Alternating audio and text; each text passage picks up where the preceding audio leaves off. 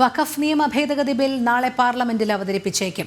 List ചെയ്തിട്ടില്ലെങ്കിലും bill നാളെ ലോക്സഭയിൽ അവതരിപ്പിക്കാനാണ് സാധ്യത. KCBCയും CBCIയും ബില്ലിനെ പിന്തുണച്ചത് പ്രതിപക്ഷത്തെ പ്രതിസന്ധിയിലാക്കുന്നുണ്ട്. ബില്ലിനെ എതിർത്താൽ സഭകളുടെ അതൃപ്തി നേരിടേണ്ടി വരും എന്നാണ് UDF വിലയിരുത്തൽ. മുനമ്പം വിഷയമടക്കം സഭകൾ ഏറ്റെടുത്തതോടെ തള്ളാനും കൊള്ളാനും വയ്യാതെ ഇടത് വലത് MPമാരും. കൂടുതൽ വിവരങ്ങളുമായി ജിഷ്ണു കൃഷ്ണനും അഖിൽ പാലോട്ടുമഠവും ചേരുന്നു. ആദ്യം ജിഷ്ണുവിലേക്ക്. ജിഷ്ണു, വഖഫ് നിയമ ഭേദഗതി ബിൽ നാളെ പാർലമെന്റിൽ അവതരിപ്പിച്ചേക്കുമെന്ന് തന്നെയാണ് അറിയാൻ കഴിയുന്നത്. എന്തായാലും നമുക്കറിയാം ഏത് രീതിയിലാണ് സഭ ഉൾപ്പെടെയുള്ളവർ സ്വീകരിക്കുന്ന നിലപാട് എന്ന് പറയുന്നത്, പ്രത്യേകിച്ച് കേരളത്തെ സംബന്ധിച്ചിടത്തോളം. എന്തായാലും നാളെ ഇത് പാർലമെന്റിൽ അവതരിപ്പിക്കാനുള്ള സാധ്യത എത്രത്തോളമാണ്?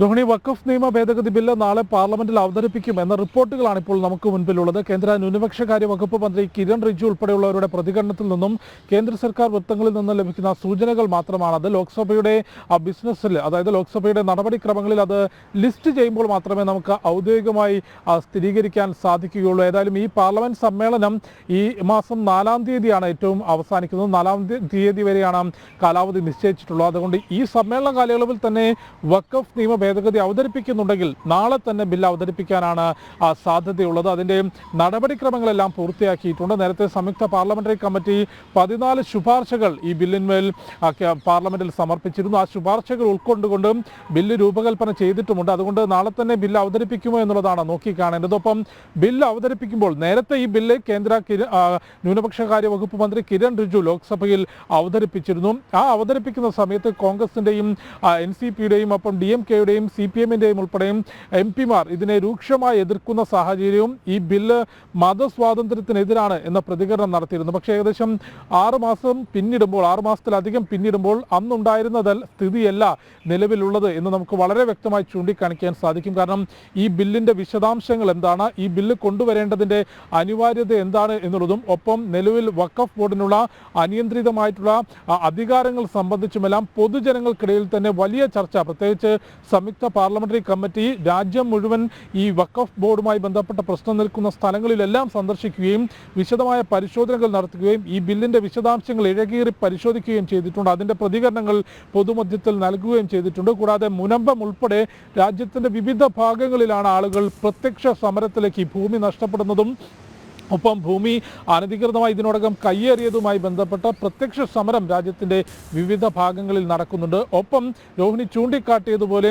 KCBCയും CBCIയും ഉൾപ്പെടെയുള്ള കത്തോലിക്ക ബിഷപ്പുമാരുടെ കൂട്ടായ്മ, ക്രിസ്ത്യൻ സമൂഹം, ഒപ്പം ഈ വഖഫ് ബോർഡിൻ്റെ അനിയന്ത്രിതമായിട്ടുള്ള അധികാരത്തിന്മേൽ ഭൂമി പിടിച്ചടക്കിയതോടെ അതിന് ഇരകളായിട്ടുള്ള, അല്ലെങ്കിൽ ഭൂമി നിലവിൽ പണം കൊടുത്ത് വാങ്ങുകയും സ്വന്തം പേരിൽ രജിസ്റ്റർ ചെയ്തിട്ടും ഭൂമി നഷ്ടപ്പെടുമെന്ന വലിയ ആശങ്കയിൽ കഴിയേണ്ടി വരുന്ന നാനാ മതത്തിൽപ്പെട്ട ജാതിക്ക് അപ്പുറത്തേക്ക് അത്തരത്തിൽ ഈ വഖഫ് ബോർഡിന്റെ അനിയന്ത്രിതമായ നിയമവും അവരുടെ ഭൂമി കയ്യേറ്റവും കാരണം അതിൻ്റെ ഇരകളായിട്ടുള്ള പൊതുജനങ്ങളും വലിയ രീതിയിൽ പ്രതിഷേധം ഉയർത്തിയിട്ടുണ്ട്. പ്രത്യേകിച്ച് ക്രിസ്ത്യൻ സമൂഹം, KCBC ഉൾപ്പെടെയുള്ളവർ ആഹ്വാനം ചെയ്തിട്ടുള്ളത് ഈ ബില്ല് പാർലമെന്റിൽ വരുമ്പോൾ അതിനെ പൂർണ്ണമായും പിന്തുണച്ചുകൊണ്ട് കേരളത്തിൽ നിന്നുള്ള മുഴുവൻ MPമാരും വോട്ട് ചെയ്യണമെന്ന ആഹ്വാനമാണ് KCBC നടത്തിയിട്ടുള്ളത്. അത്തരത്തിലുള്ള ആഹ്വാനങ്ങളെ കേന്ദ്രമന്ത്രി കിരൺ റിജിജുവും ധനമന്ത്രി നിർമ്മല സീതാരാമനും ഉൾപ്പെടെ സ്വാഗതം ചെയ്യുകയും കഴിഞ്ഞ ദിവസങ്ങളിൽ പരസ്യമായിട്ടുള്ള പ്രതികരണം നടത്തിയത് ഈ ബില്ല് ഒരു മതസ്വാതന്ത്ര്യത്തിനുമെതിരല്ല, ഒരു മതത്തിനുമെതിരല്ല, പകരം വഖഫ് ബോർഡിന്റെ പ്രവർത്തനങ്ങളെ സുതാര്യമാക്കുന്നതാണ് എന്ന പ്രതികരണം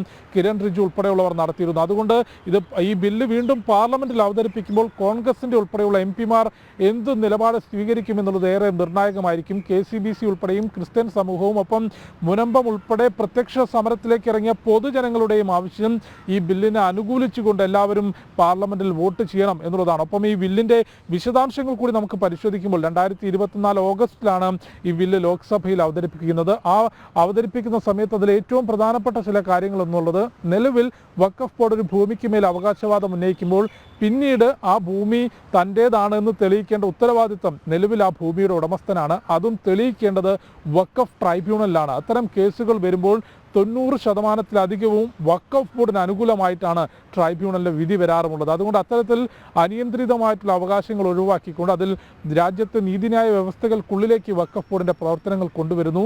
ആ ഭൂമി പ്രശ്നം വരുമ്പോൾ അത് സർവേ നടത്താൻ ജില്ലാ കളക്ടർക്കോ അല്ലെങ്കിൽ കളക്ടർ നിർദ്ദേശിക്കുന്ന സർക്കാർ ഉദ്യോഗസ്ഥനോ ഭൂമി പരിശോധിക്കുന്നതിനും സർവേ നടത്തുന്നതിനുള്ള അധികാരം നൽകുന്നു. ഒപ്പം വഖഫ് ബോർഡ് കുറച്ചുകൂടി സുതാര്യമാക്കിക്കൊണ്ട് കേന്ദ്ര സംസ്ഥാന പ്രതിനിധികളെ വഖഫ് ബോർഡിൽ ഉൾപ്പെടുത്തും. അത്തരത്തിൽ വഖഫിന്റെ സ്വത്തുക്കൾ സുതാര്യമായി സംരക്ഷിക്കുകയും അനിയന്ത്രിതമായ നിയമങ്ങളും അധികാരങ്ങളും വഖഫ് ബോർഡിൽ നിന്ന് എടുത്തു മാറ്റിക്കൊണ്ട് വഖഫ് ബോർഡിന്റെ പ്രവർത്തനങ്ങൾ കൂടുതൽ സുതാര്യമാക്കുകയും രാജ്യത്തിന്റെ നിയമവ്യവസ്ഥകൾക്കുള്ളിലേക്ക് ബോർഡിന്റെ പ്രവർത്തനങ്ങൾ കൊണ്ടുവരുന്നതുമാണ് വഖഫ് നിയമ ഭേദഗതിയിലൂടെ കേന്ദ്ര സർക്കാർ സൂചിപ്പിക്കുന്നത്. പക്ഷേ അത് മതസ്വാതന്ത്ര്യത്തിനെതിരാണെന്നും മുസ്ലിം മതത്തിനെതിരാണെന്നും മതവികാരം വ്രണപ്പെടുത്തുന്നതാണ് എന്ന ചൂണ്ടിക്കാട്ടലുകളാണ് CPM-ഉം കോൺഗ്രസും എല്ലാം നടത്തിയിട്ടുള്ളത്. ഇക്കാര്യം ചൂണ്ടിക്കാട്ടിക്കൊണ്ട് കേരള നിയമസഭയിലും കോൺഗ്രസ് ഭരിക്കുന്ന കർണാടകയിലും ഒപ്പം തമിഴ്നാട്ടിൽ DMK-യും എല്ലാം തന്നെ പ്രമേയം പാസാക്കിയത് നമുക്ക് കാണാൻ സാധിക്കും. പക്ഷേ ആ ഒരു വിഷയത്തിൽ മതസ്വാതന്ത്ര്യത്തിന് എത്രത്തോളം എതിരാണെന്ന വിഷയത്തിൽ ഈ ബില്ല് ഏറ്റവും കൂടുതൽ ഇഴകീറി പരിശോധിച്ചിട്ടുള്ള സംയുക്ത പാർലമെന്ററി കമ്മിറ്റിയുടെ ചെയർമാൻ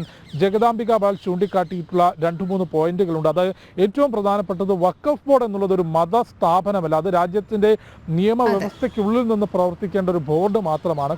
കൂടാതെ വഖഫ് നിയമ ഭേദഗതി ഒരു മതസ്വാതന്ത്ര്യവുമായി ബന്ധമില്ല എന്നും ആ വഖഫ് ബോർഡിന്റെ പ്രവർത്തനങ്ങൾ സുതാര്യമാക്കുക, ഒപ്പം പൊതുജനങ്ങൾക്ക് ബോർഡുമായി ബന്ധപ്പെട്ട് നിയമപ്രശ്നങ്ങൾ വരുമ്പോൾ അവ ചൂണ്ടിക്കാണിച്ചുകൊണ്ട് അത് രാജ്യത്തെ നിയമവ്യവസ്ഥകൾക്കുള്ളിൽ നിന്നുകൊണ്ട് അതിന്റെ വ്യവഹാരം നടത്തുന്നതിനുമാണ് നിയമ ഭേദഗതി എന്നുള്ളത് ജഗദാംബിക പാൽ ചൂണ്ടിക്കാട്ടിയിരുന്നു. ഏതായാലും ബില്ലുടൻ തന്നെ പാർലമെന്റിൽ വരും. നാളെ ബില്ല് അവതരിപ്പിക്കുമെന്നാണ് ലഭിക്കുന്ന സൂചന. അഥവാ അത് ലിസ്റ്റ് ചെയ്തില്ലെങ്കിൽ മാത്രമായിരിക്കും അടുത്ത സമ്മേളന കാലയളവിലേക്ക് ബില്ല് അവതരണം നീണ്ടുപോവുക. ബില്ലിനെ പിന്തുണയ്ക്കണോ അതല്ലെങ്കിൽ ക്രൈസ്തവ സമൂഹത്തിന്റെയും CBCയുടെയും KCBCയുടെയും എല്ലാം ആഹ്വാനം തള്ളണമോ എന്ന പ്രതിസന്ധിയിലാണ് നിലവിൽ കേരളത്തിലെ ഉൾപ്പെടെയുള്ള MP മാർ. രോഹിണി. അതെ, ശരി ജിഷ്ണു.